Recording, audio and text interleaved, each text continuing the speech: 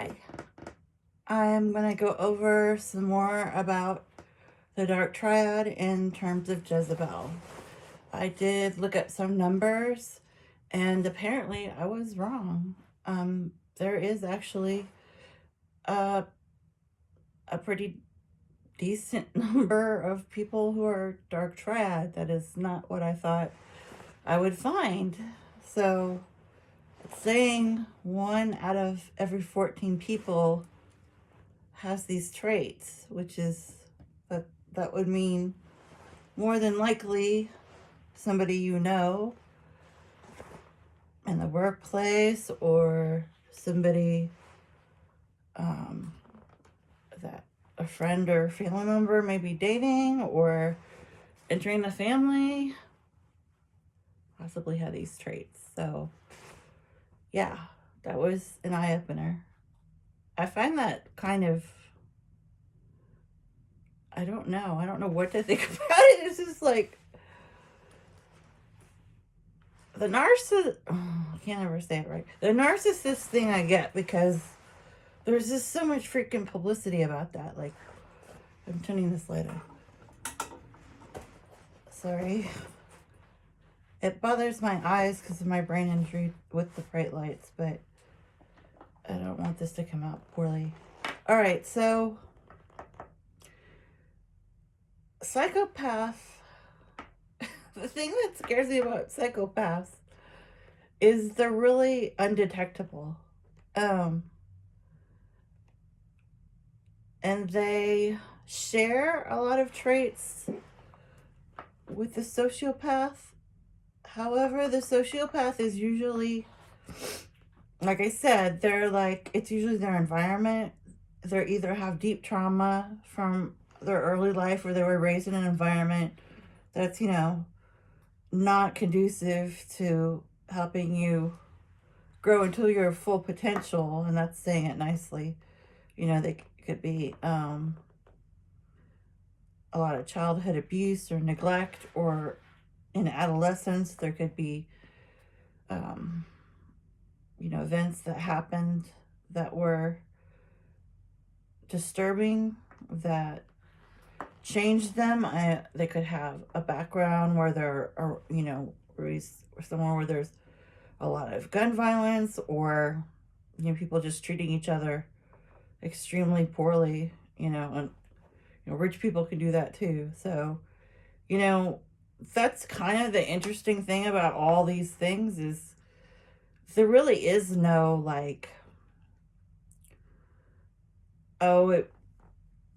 these kind of like this group of people or this class of people, or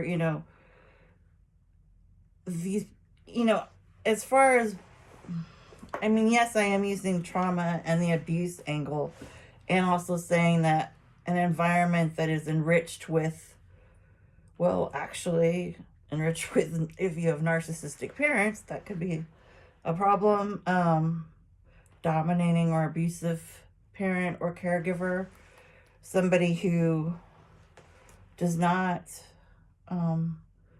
value you and uses you for what they can get off of you. Only they're supposed to be your provider. That does happen to people, and all those things are possibilities for growing into a sociopath. Okay, so it kind of just manifests slowly over time, and then they might hit those markers I talked about earlier with the ages. And then as far as a psychopath, I find them really disturbing, because they're supposed to be extraordinarily charming. They usually have white collar jobs. In many instances, they're usually highly intelligent, many times highly educated. They don't have to be, but the main thing about a psychopath that I find frightening is they don't have shame or guilt. Okay, like they don't have it, like, at all. So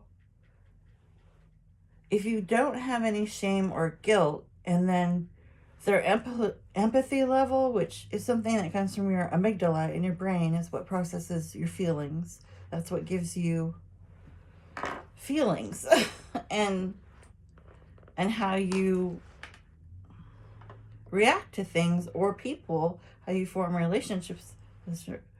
If that is a smaller size, which they do find in many of these people post-mortem,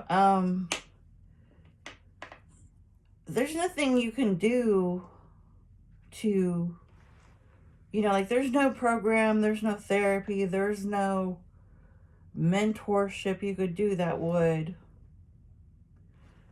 create this in somebody who, if it's a structural problem. Now, I understand this stuff bizarrely a lot because of my brain injury. I didn't have to learn, but I taught myself everything about the brain. It's been like 7 years. So I, even when I would go see my neurologist, he would, take images of my brain and like, we would like have like a conversation about it. It was just like, I just knew what he was talking about. And I just, I had questions, and it was kind of, I wouldn't say exciting. It was interactive because I knew what he was talking about. So we could have an intelligent conversation. It wasn't like I was, just looking at him like a professor in a lecture hall, just waiting for his wisdom, So the problem with somebody who doesn't have these qualities is that if they do something hurtful to somebody else, they're not going to feel, they're not going to feel anything. Like, and that's not, oh, they're on drugs, oh, they're drunk, they're having a bad year. That's like their whole entire life. So just think about it. One of the reasons we have pain is so we know something's wrong, right? Everybody hates pain, but if, my knee swelled up and I couldn't walk well, and, and it felt painful and sore to move it around, like, I would know there was something wrong. But like, it's kind of the same thing with feelings. How are you supposed to take in information about people on a emotional level? Like, you can't, you actually won't. And what they do is, there are two things that are kind of disturbing. One is that they tend to mimic regular people, like, because they want to be as normal as possible, and they need to fit into society and do well, right? And a lot of times they have a very high ego, or incredibly, I don't know, excessive. I wouldn't say that they don't have grandiose. They're not grandiose like there's a grandiose type narcissist, but it's not really that with psychopaths. It's more like they're taking in information. So like, there's this thing, it's called, oh gosh, emotional, let me get it right. Let me just talk and I'll come back to it. What it is, emotional empathy. Oh no, that's not it. Oh, I got it. Cognitive empathy. Sorry, there's like a million terms. So basically, they have cognitive empathy. What is that? Why is that different than regular empathy? Cognitive empathy would be like, okay, like, it's Christmas, right? And I give a child around my family a present, and she's excited and, opens this, and, then she has that like gush, like, oh my gosh, she's happy. A psychopath would be somebody who'll be sitting there just thinking about it in terms of data. Like, they can't feel what other people feel. So it's kind of boring to them. And then, what they want is to know how to, you know, they want to know how to get things from people. They want to know how to manipulate people to get what they want, because they always want more power. Um, they always want to actually feel, but they can't. So sometimes, they'll do things. I mean, this is more sociopath will do things for the thrill of it, but psychopaths will too. So it's kind of like a tolerance to alcohol. So if somebody has a low tolerance to alcohol, which I do now because of my brain injury, so like one glass of wine, that'll really affect me. But before the accident, would be affected till I had like two. And it's kind of like that. It's like there's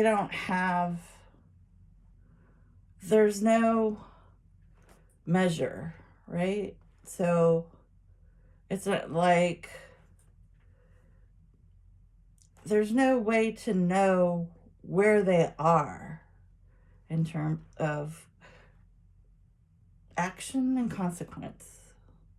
So like the action of somebody drinking too much will make them, inebriated. And then if there's other factors, that might happen sooner, might happen later. But you're talking about somebody who doesn't have it at all. Like, there's nothing to work with. There's nothing.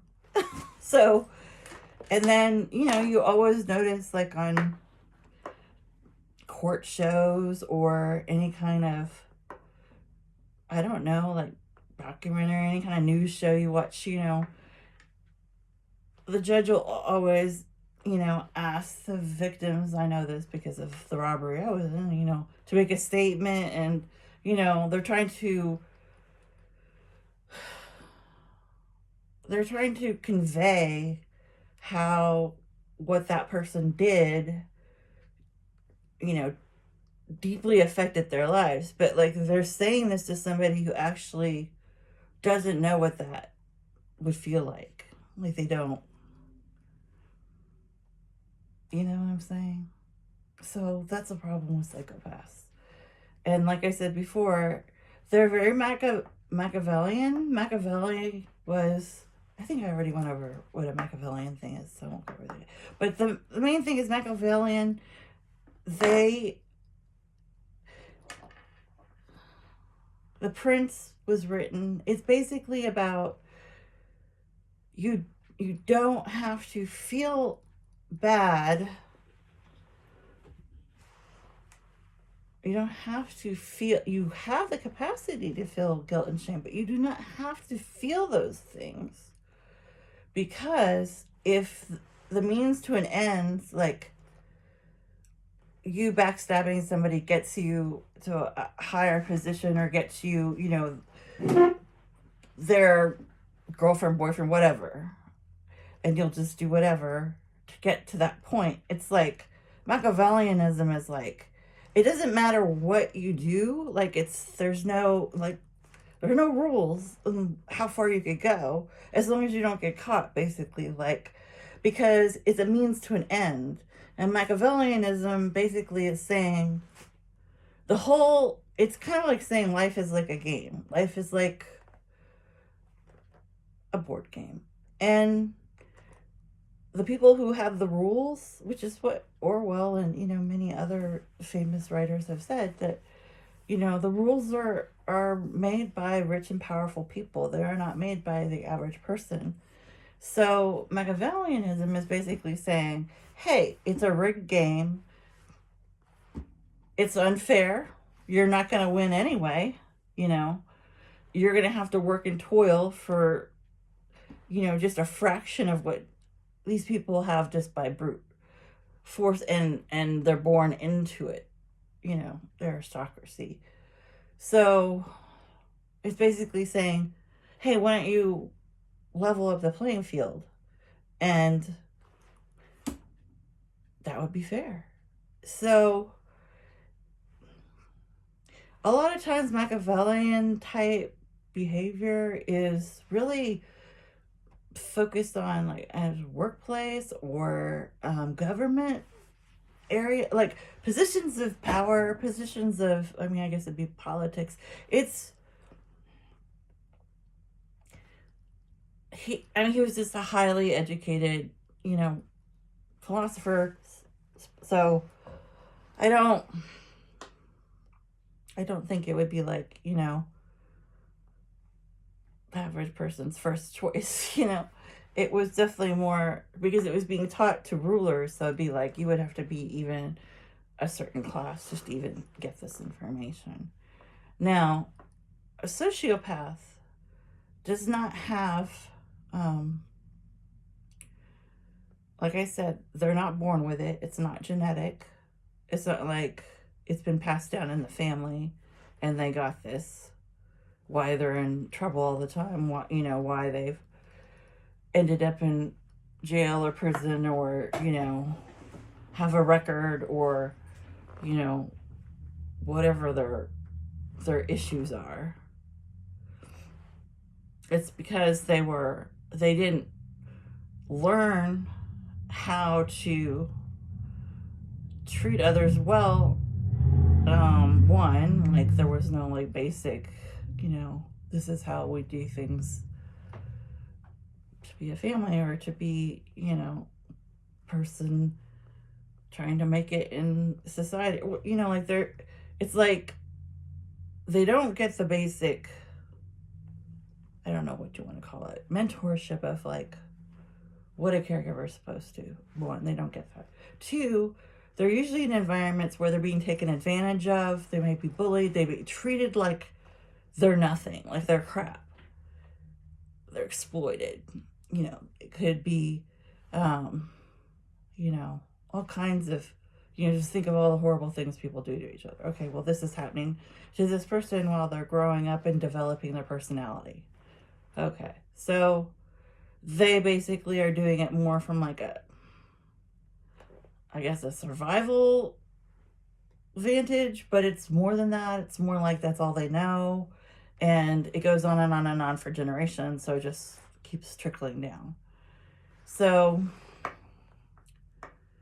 that, and I'm not saying that a sociopath is an easy person to deal with. That is not what I'm saying. I think the thing about sociopaths that's the most critical factor to me is the impulsiveness. Like they tend to do things with very little forethought, very little planning. It's more than planning, because I mean, like, it's like they do things based on how they feel at that very moment. They're very much in the moment. Whereas like a psychopath or a Machiavellian would be planning ahead forever, And that's probably where they get some of these scripts for these shows about serial killers where, they'll have like some notebook or some diary or something and they have some document on their computer where they've been, planning out what they were going to do. Well, that's actually accurate. So if somebody, the Dark Triad, had all three of those traits, I'm not sure. I'll have to study more if that means they have like literally everything that all three of the traits have, or maybe it's just they have some tendencies and then that, I mean, if they have like the whole, that's a problem. It's a problem. It's a problem because they're usually, the psychopaths, Machiavellians, are usually in high pressure job. Like they could be CEOs, they could be people who make tons of money because Wall Street brokers, dealers, that kind of thing.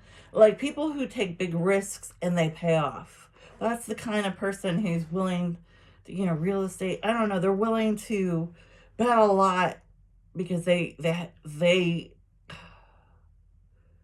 have that kind of mind that's going to strategically plan ahead, and they'll probably zero in on what needs to happen. And so they're successful.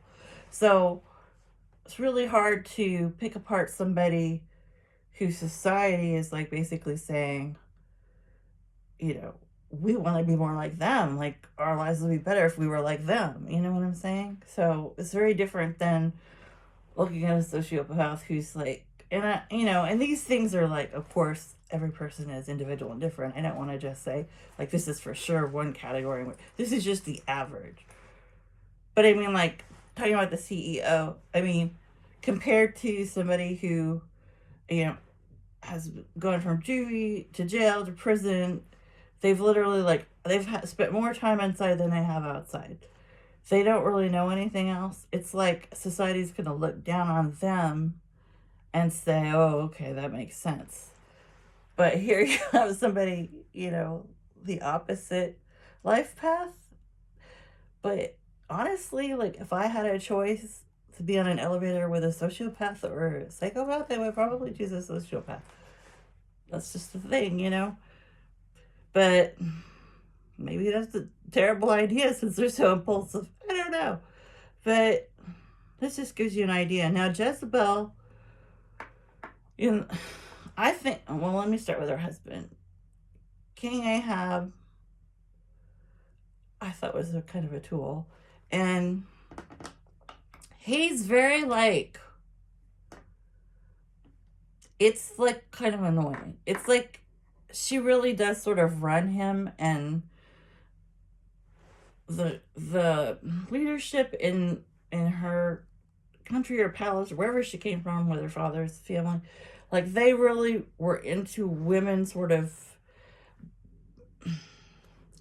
they're not allowed to have positions of power, but they really taught them to sort of manipulate their husbands or father or whatever to help sort of convince them to do certain, like that was looked down as that's okay, if you persuade them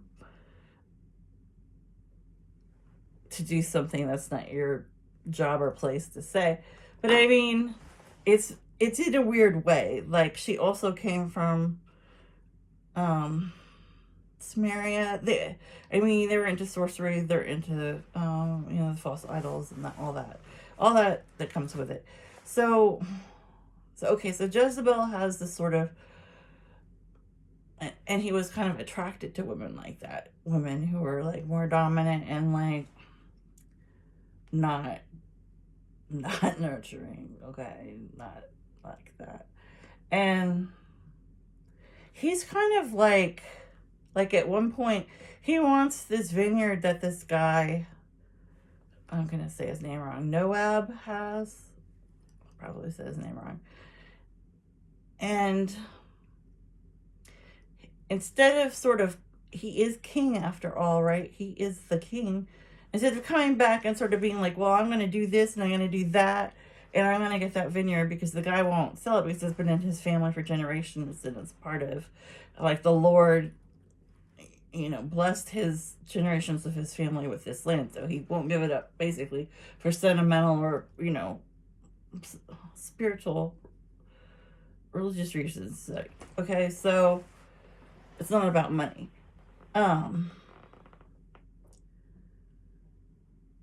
But it's not like the king comes back and just sort of plots how he's going to do it and get away with this. And, basically he comes back and he just starts whining and crying and pouting. And he just is very kind of docile. And he kind of, unburdens himself on Jezebel, who's actually more honestly somewhat of a maternal figure in that particular relationship. And she, who loves to like get in the middle of things and to cause havoc and chaos, she loves it. She takes over and she plots and plans how they're going to murder him and make it a law. Like they're going to basically say that he had done something that he did not do to, I can't remember if it's like people in the palace or I don't know. I don't remember the specifics, but it's basically saying he did something fraudulent or unethical or, you know, against the palace, or, you know. And so he's now going to be stoned. And then once that happens, I mean, King Ahab takes over the vineyard that he wanted. Why he had to have this certain vineyard, I don't know, but it had, there's some long thing about, I'm not going to get into it, but some long thing about gardens and like how they did, had the palace structured where she came from and how they do it with the Israelites. It's completely different. So it's like, I don't know, like somehow the land was taken up in a certain way for other things, and it's like they just had to have this. So so that's one thing she does. And then she really goes after Elijah, and she does it in very sort of cunning and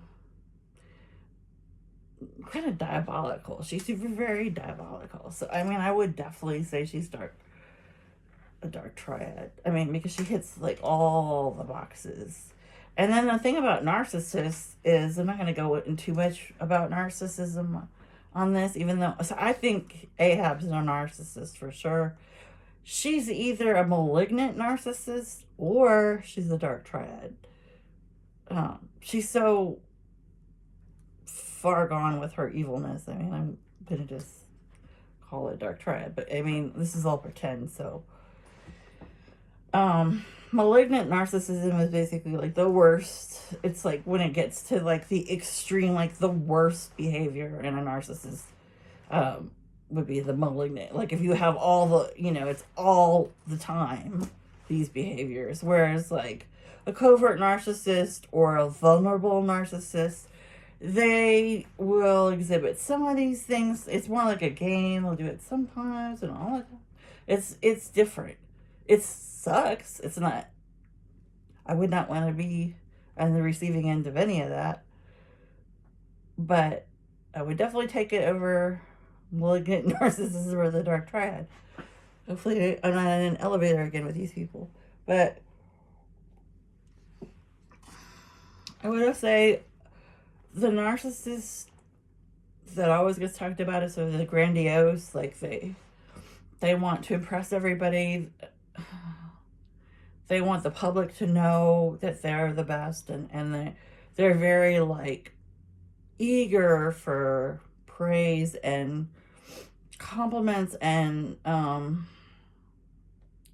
just to be kind of worshipped in a way or treated like a king. Like they want that, they need that to sort of bolster themselves up. But that really is not like the most narcissists tend, like the number wise, it tends to be more the vulnerable is a high number, and the coverts, you know, that's not good because it's hard to detect. But I think the thing with narcissism that scares me is actually some evidence that there's some structural stuff going on where it's like kind of like when I was talking about psychopathy, only it's not as bad in them at all. They do have I mean, yeah, they're selfish, yes, they're, you know, can be cruel, but they have the ability to have empathy and feel guilt and shame. However, narcissists usually always, it's shame, because they just tend to be in that sort of dark, I mean, like guilt is definitely a higher level emotion than shame. Shame is like basically the worst one, because people have deep shame. It's like they don't even want to look at it, they don't want to hear, they want it to just be like put in a box and never spoken about ever again. Whereas somebody has guilt, it's like, it's not so soul crushing, like it's not so personal. Guilt's more like something that this action happened, so I feel guilt about it. Shame is more like, I am like dirty. Like, I'm not like I shouldn't be around, you know, I shouldn't be loved. I shouldn't have, anything good because I suck, like it's totally different. And and since narcissism is such sort of it's all about the self. Carl Jung talks about narcissists in depth. Maybe I'll do a whole video just on that. I don't understand how somebody could have been so brilliant. Like, I don't understand how he knows everything he knows. It's insane. It's like, how could one person know all this? It's kind of like Shakespeare. It's like, how does one person know that much about human nature? Male and female, like, this is crazy. But Carl Jung's theory is more based on the reason the narcissist is needing, they have all these stories about supply and, like the codependency, and the relationship is because they don't have like a strong sense of self. So it's like they're using these other like sort of public adoration as a way to fill the area where the intact self would be. So, and that's, I'll have to do a whole video. I'm not even going to get into it. But as far as Elijah, he was not, I wouldn't say he had suicidal ideation, because it says in the Bible that there was a curse. She put a curse on him. So I think it's more like he was like a dark spirit was in him. Much like I talked about that with King Saul when he was trying to kill David all the time and would have bouts of, God hardened his heart, much like he did to Pharaoh. That's another whole video. I gotta do that separately. I had brought some examples of books. This is my favorite book, Crime and Punishment by Dostoevsky. But in it, a criminal basically, well, he's not a criminal, he's a student. He basically kills his landlady because he wants to know what I shouldn't have gotten into this, but it's like almost an experiment to see if he's capable of pulling off a crime, and he does need the money. And it's very Machiavellian. It's like, I have these needs, and this person, and then like psychopaths don't really think of people as people. They think of them more as like objects, because they don't have feelings. So it's more like, okay, this person, like, what can I get off of them? Like, what can they do for me? Very transactional. But that's also comes up with sociopathy. I don't know if that's even a real word. Well, I'm going to end it here because I feel like I'm opening Pandora's box and coming up with more stuff to talk about. Jezebel, the Jezebel spirit, I'm still trying to do research on all that, and the Leviathan spirit. I am not well versed in all that, so I'm very good at mythology, or even, I would say, biblical stories, and really get it. But as far as like knowing, I just don't know anything about all that. But I'm gonna have to do some digging. But I hope this was interesting. Oh yeah, what was I saying about Elijah? I think it was a spirit, but if it had been a disorder, I would definitely say he had a type of deep depression. There's I'm gonna get the name wrong, but there is a type of depression that's it's it's almost like malignant depression. It's like a form of depression that's sort of long-standing and without cease. It's not, I mean, even with medication, it's hard to even control it. But I would say that would be more, because in that state you can become suicidal, though it's not, it's a possibility, it's not like an absolute. But somebody with suicidal ideation would be somebody who oftentimes has had a history of cutting, a history of self-harm. They, many times, borderline personality disorder. They're, like there's some kind of length of time. Whereas with him, Elijah, it's really the only time he ever requests that the Lord kill him. Like, he's normally not like that. He's very kind of stoic, and like he does all kinds of things for the Lord that are completely outrageous, and he does them without much complaint. So it's just, what it is like his personality changes, like who he is becomes. And you could say that about Job, but I mean, obviously with Job it was more situational. I mean, like literally everything that could possibly happen to somebody happened to him. But again, I can't keep bringing up things. All right, well, thanks.